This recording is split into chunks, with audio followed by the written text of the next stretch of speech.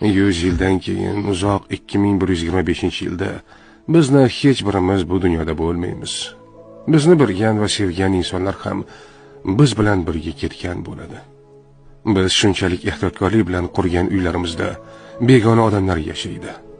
Butun hayotimiz davomida mehnat qilib yig'gan mol-mulkimiz bizdan keyin kelgan avlodlarga yoki notanish odamlarga o'tadi.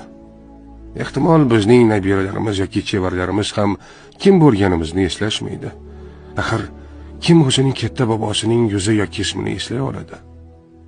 Biz ketganimizdan so'ng bir necha yil o'tib, do'stlarimiz va yaqinlarimiz ham biz haqimizda unutishadi.